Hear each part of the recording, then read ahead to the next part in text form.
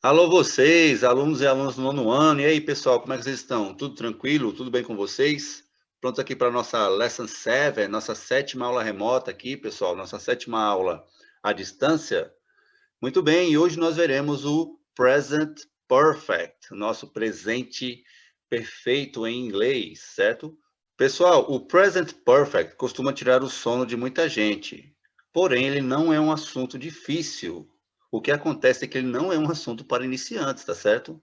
Não tem como você iniciar o estudo do inglês agora e já se deparar com um conteúdo desse. Mas, como essa é uma aula de nono ano, você já deve ter toda a base necessária para compreender aqui os requisitos para usar corretamente o Present Perfect. E para que nada fique perdido aqui, vamos iniciar do começo, né? Vamos começar do começo. Mas para que nada se perca, vamos ver aqui tudo bem direitinho, com bastante calma, tá certo? Iniciaremos pela nossa tabela. Pessoal, quando estudamos verbos, vimos que existem verbos regulares e irregulares. Os verbos irregulares são 470, certo? Desses 470, se estima que apenas uns 200 sejam usados no dia a dia.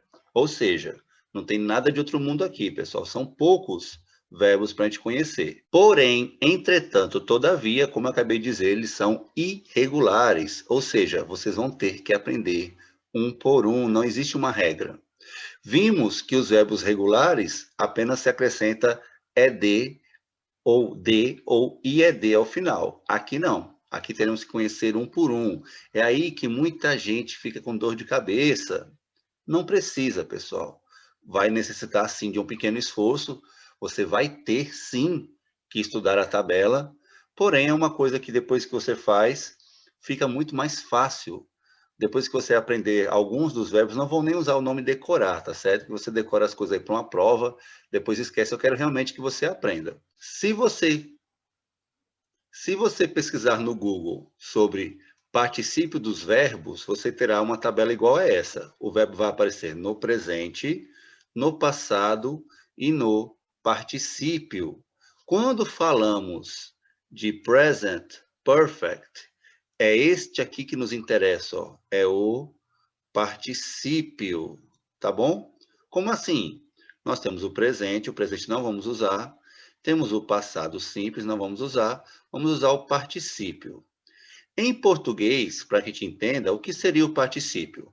Então, quando falamos em particípio, pessoal, é importante entender que aqui é dito, feito, ido, pegado, tá certo? Essa é a ideia do particípio. Por que isso, pessoal? Porque o present perfect nós vamos usar para falar de coisas que começamos a fazer no passado e ainda fazemos nos dias atuais. Não confundam com o present continuous, que é aquelas coisas que nós estamos fazendo agora. Aqui é present perfect. Não está entendendo? Tenha calma, já já você vai entender. O importante aqui é você saber que nós usaremos verbos irregulares e usaremos aqui o particípio deles. Ah, professor, mas e verbos regulares não se usam? Sim, se usam.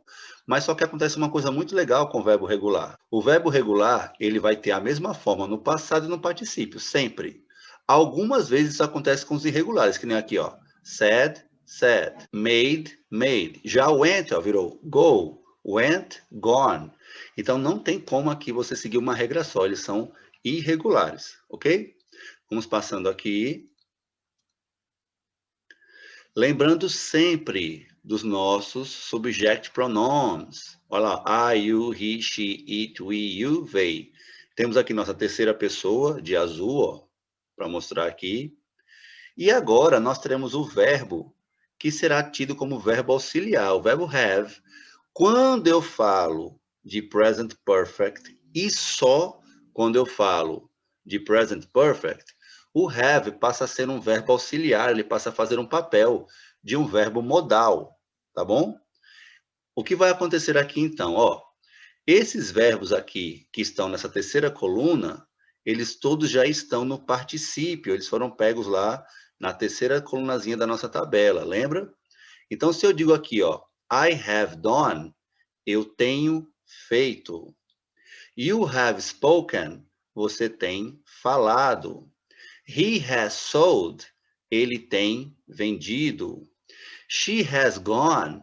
Ela tem ido. It has bitten. Ele tem mordido, no caso aqui de um animal. We have slept.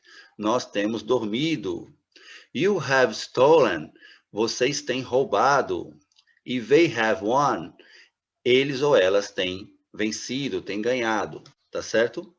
Ah, professor, mas só pode usar com essas pessoas? Não, pessoal, aqui é geral, ó. Você só toma cuidado com a conjugação correta aqui. I have, pode ser I have done, I have spoken, I have sold, qualquer verbo aqui. She has done, ela tem feito. She has spoken, ela tem falado. Muito bem, então lembra, ó, a nossa forma sempre vai ser essa. Tem o sujeito, tem o have, que aqui está fazendo um papel de verbo auxiliar, e eu terei depois o verbo na nossa terceira colunazinha do passado lá, passado particípio, ok? Até aqui entendeu, montou já, não é? Já temos aqui nossas primeiras frases. Mas por quê? Por que que eu tenho que usar este tempo verbal? Por que eu não posso usar normal? Vamos aqui para os nossos exemplos, tá certo? Olha aqui, ó.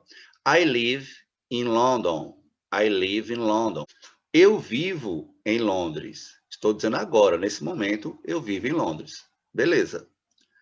I lived in London. Estou dizendo aqui agora que eu não vivo mais. Ó, passado quer dizer que é uma coisa que eu não faço mais. Muito bem. E é aqui que vai se encaixar o nosso present perfect. Eu tenho vivido em Londres.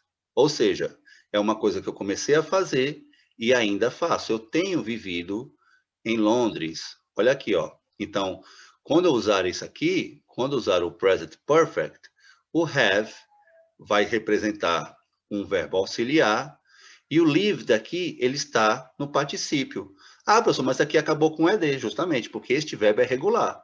Então, o passado e o particípio são iguais sempre. I have lived in London. Eu vivo em Londres, presente. Eu vivi em Londres, passado. Eu tenho vivido, present perfect. Ficou um pouco mais fácil de compreender? Muito bem. E o principal, copiando, vai copiando que vai esclarecendo aqui para vocês. Quando a gente continuar, veremos que I have lived in London. Eu tenho vivido em Londres, a mesma frase, só que agora eu vou ter que determinar o tempo, determinar o período. Olha só. I have lived in London since 2017. Eu tenho vivido em Londres desde 2017, certo? Olha aqui. Since é o meu desde. O que eu quero dizer com essa frase, pessoal? Eu quero dizer que em 2017, lá no passado, eu comecei a morar em Londres. E hoje, em 2021, eu ainda moro em Londres. Então, esse sim está me dizendo o período. E o have lived está me dizendo que é presente perfeito, que é uma coisa que eu ainda faço.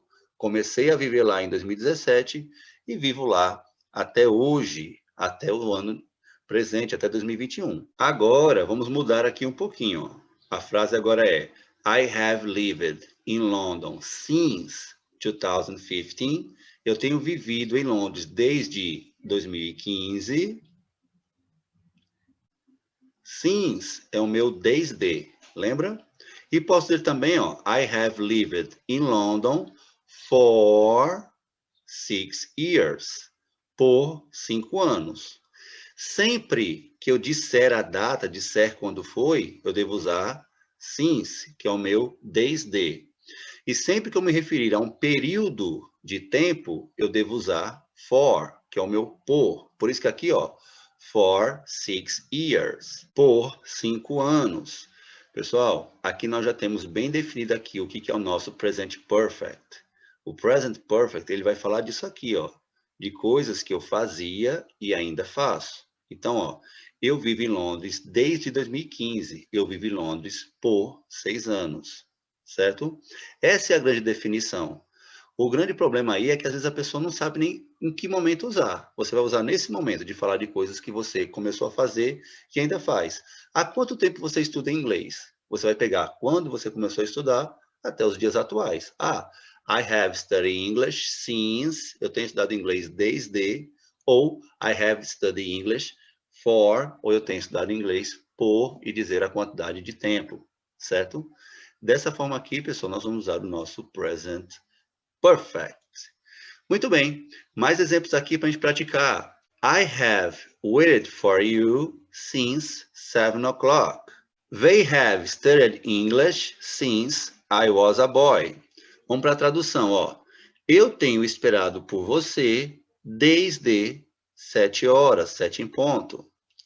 Eles têm estudado inglês desde que eu era um garoto, certo? Então, dá uma olhadinha aqui, ó. Vamos dar essa praticada. Eu quero dizer que eu tenho esperado por você desde aquela hora até agora, eu estou esperando por você. Eles têm estudado inglês desde que eu era um garoto. Desde que eu era um garoto, eles têm estudado inglês, certo? Tendo em mente, pessoal, que nós também podemos usar o present perfect para falar de ações que acontecem com frequência. Por exemplo, se eu disser They have been sad recently. They have been sad recently. Eles têm estado tristes ultimamente. Ou seja, várias vezes que você encontrou a pessoa, ele estava triste, eles estavam tristes. Então, ó, uma coisa que acontece com frequência. Ou We have run every day in the park. Nós temos corrido todos os dias no parque. Veja, não é uma coisa que você fez uma vez só na vida, ou que faz, é uma coisa que você faz com frequência, você tem feito sempre. Então, você pode usar também aqui o nosso present perfect para descrever isso, ó. Nós temos corrido todos os dias no parque, certo? Também podemos associar aqui, ó, o nosso present perfect a coisas que acabaram de acontecer. We have just finished our work. Nós acabamos de terminar o nosso trabalho, quer dizer, aconteceu nesse momento. She has just read the magazine. Ela acabou de ler a revista. Terminou agora, ela tem acabado agora, nesse momento, certo? Então, também podemos usar para dizer que algo começou no passado, mas que acabou nesse momento. Então, segue a mesma ideia de coisas que começaram no passado e ainda persistem. Vamos compreender aqui agora, pessoal, um pouquinho sobre a nossa forma negativa. Como usaremos as formas negativas aqui? Por que precisamos prestar atenção? Lembra que nessa situação, o nosso auxiliar, ele passa a ser o verbo have.